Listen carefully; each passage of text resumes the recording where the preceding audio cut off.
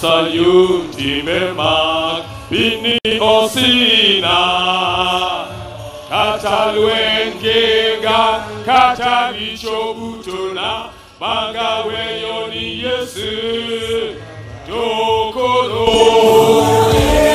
Imadi Mona Donjo Edana Kuriri Imadi Gengna Katalwengenga Katalisho Butona Magawe Yoni Yesu Salaba Kurere Imadi Mona Donjo Edala Ere Imadi Gengna Katalwengenga Katalisho Butona Magawe Yoni Yesu Salaba.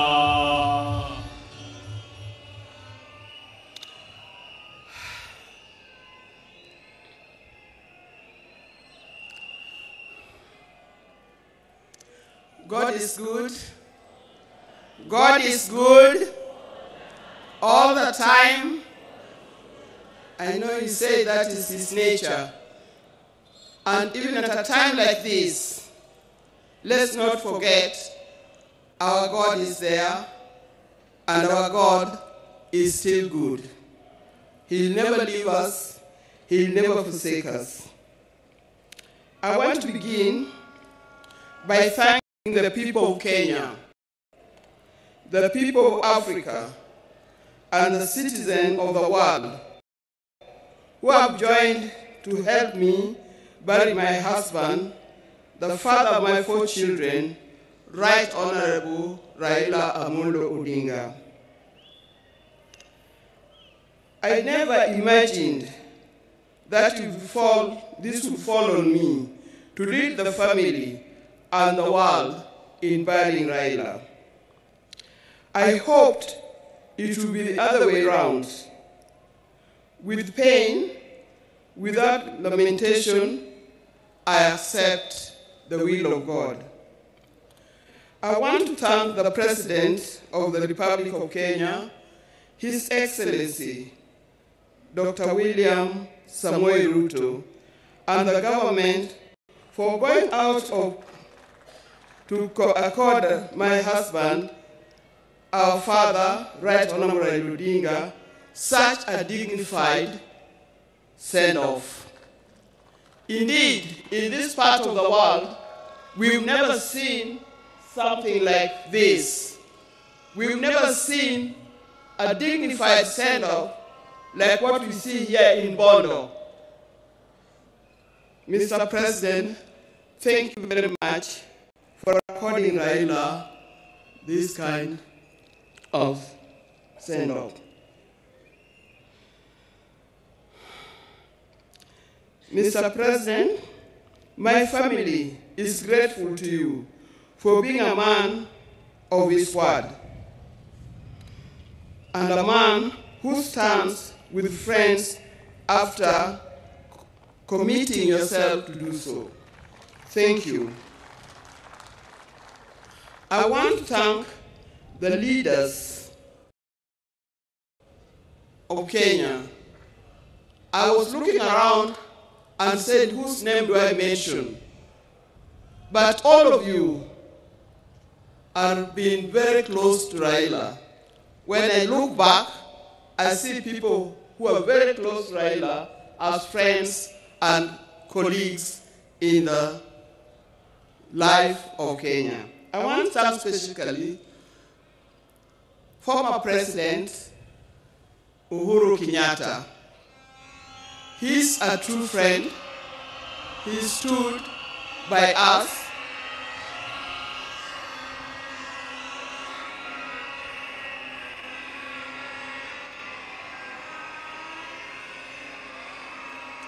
Yes, thank you. I want to thank once again all leaders from Kenya and across the world who have taken their time to mourn with us and to mourn with the family. And for this kind thought, you have spared your time to be here today. I know there are many, many leaders from other parts of Africa. His best friend, Papa Olusegun Obasanjo. Thank you very much for being here. Thank you very much. He comes from Nigeria, for those of you who remember. And if you remember, after Jaramogi's death, he was here and opened the museum. I also want to thank Her Excellency, Mrs. Morgan Shangarai from Zimbabwe. Thank you very much for being with us. I know there are many others, and I'm going to write special letter to all others when the time comes, because I'm not able to mention them by word. Your words, your letters, your social media posts has gone a long way in lessening our pain and lifting our spirits. Thank you very much for that. Raila has been my husband for the last 52 years. Many of you who are here are younger than 52 years.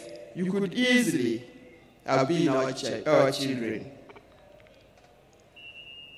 Like all the couples and families, we also had our ups and downs. But we've learned one thing, and that is we must talk straight to one another. We must forgive and move on.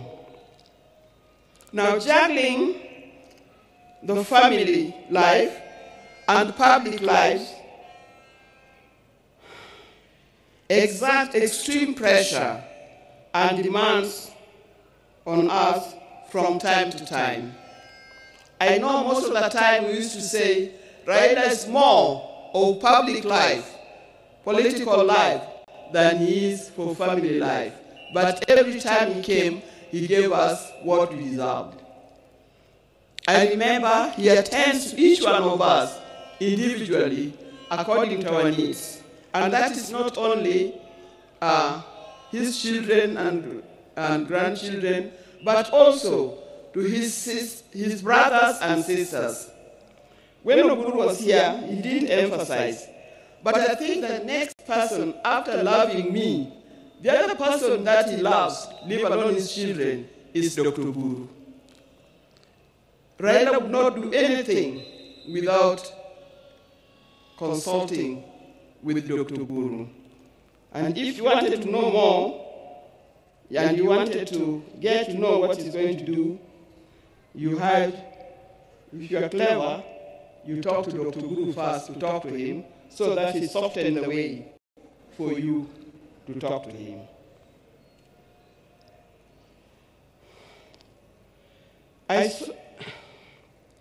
Through all this, what remained unchanged was our commitment to each other. On our belief that he had seen through and vows, and we made each other at the start.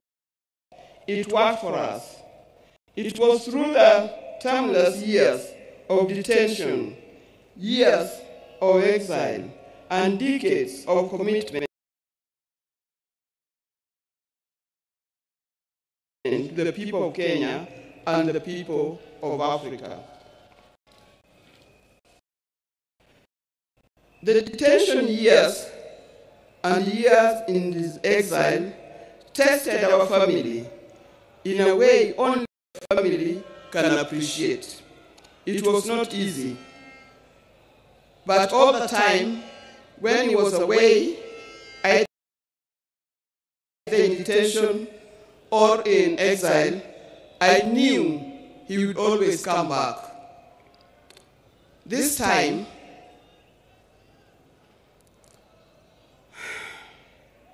I'll have to join him wherever he has gone, because he'll never come back. But the spirit lives on.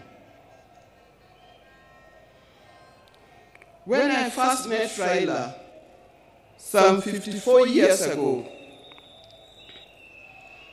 I didn't see his political side. I didn't see it coming either. He was not a politician in any form. I knew his father was, but him was different.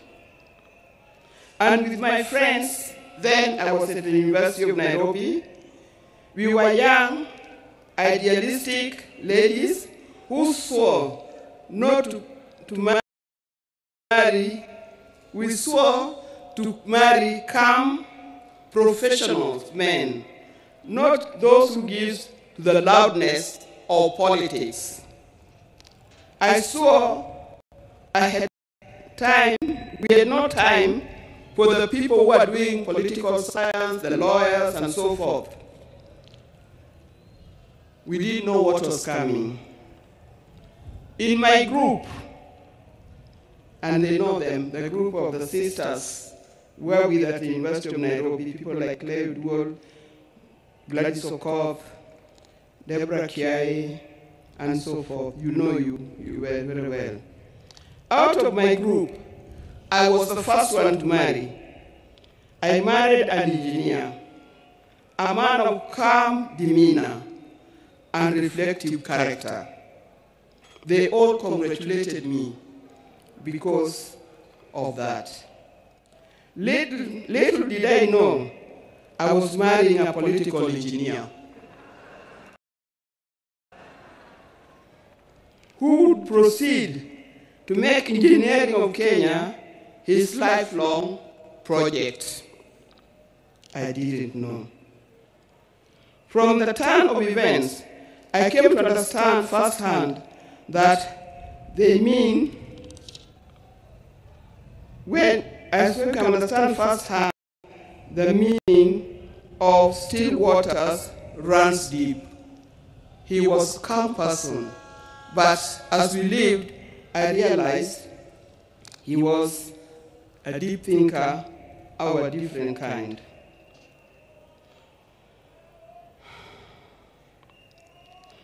From this turn of events, I come to understand firsthand that Raila was not just an ordinary engineer, but a political engineer.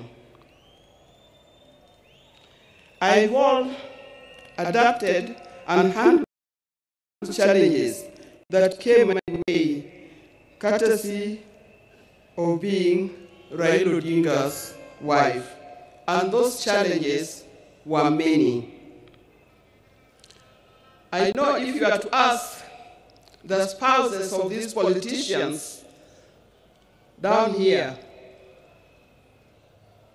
they will tell you the challenges are many and not easy to cope with. I learned that if you're a spouse or political politician, inherit his friends, but don't inherit his enemies. Why do I say this? Because you'll be standing there, you'll be sitting there at home, thinking so-and-so is an enemy of my friend, my husband, because he belongs to a different political party or he comes from a different area. I tell you, you'll be wrong. Don't inherit in his enemies, because tomorrow you'll find that those people that you thought were his enemies are his best friends, and you'll be left out. Be careful when you are handling his friends. Inherit his friends, but his enemies, let him deal with them the way he made them.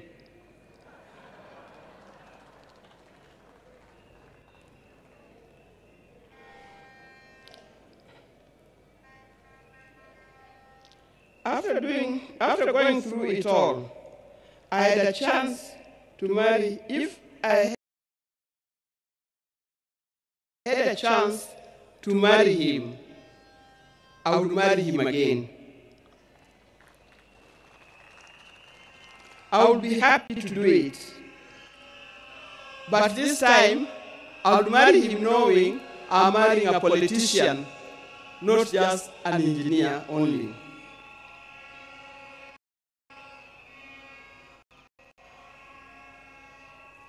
But Raila never really stopped being a production engineer.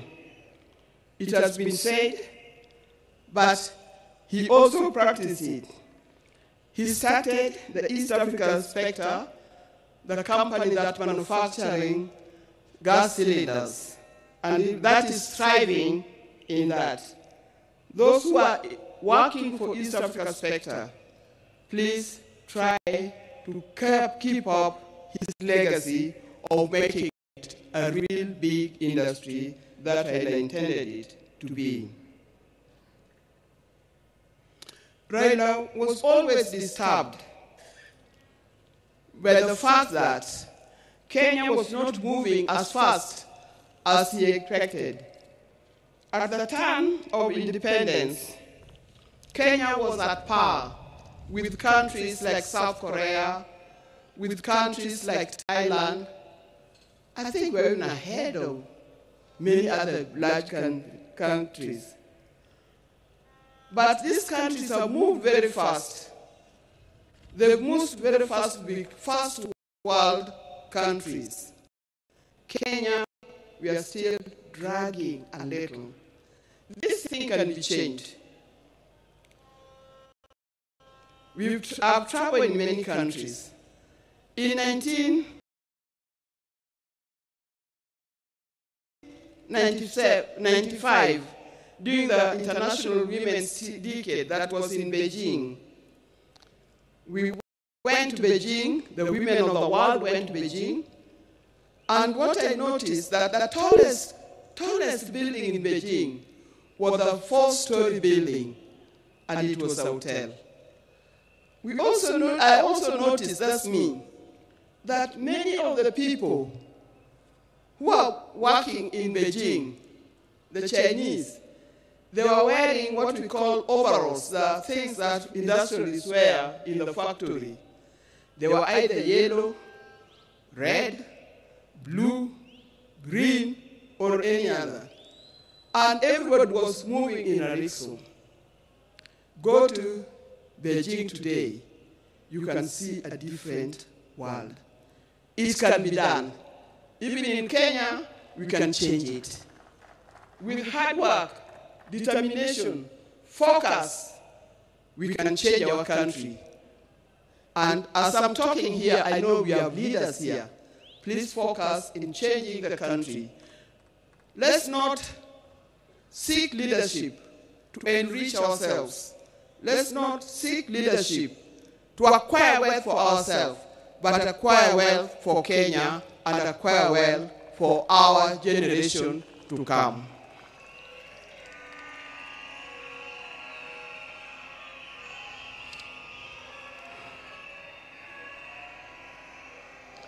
In the name of Raila, I appeal that we focus on national wealth instead of personal wealth. I appeal that we work on quality education, education that will lead us to be people that God made us to be.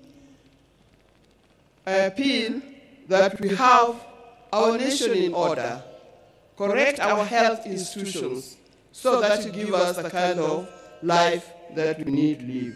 There are many others. Dear Kenyans, today I surrender Raila to friends,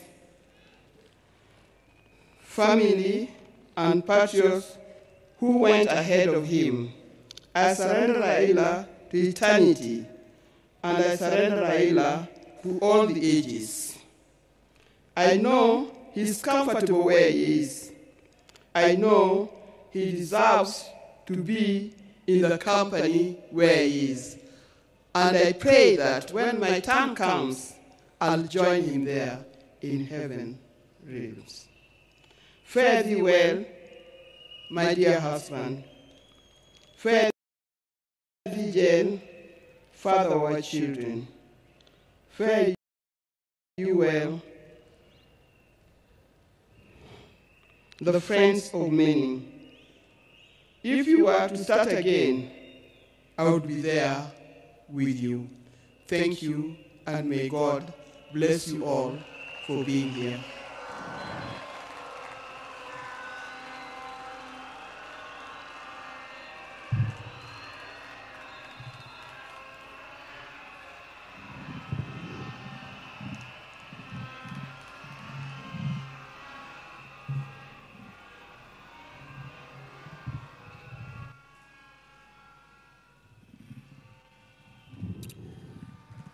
Your Excellencies, fellow mourners, we have given the family ample time to eulogize and pay tribute to our departed leader. I want to request that the speakers that will come from now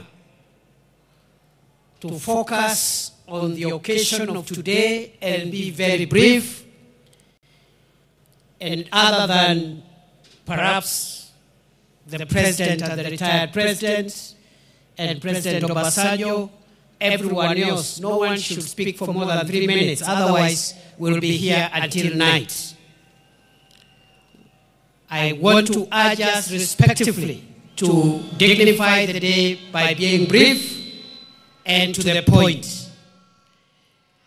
I want to request Honorable Millie of Jambo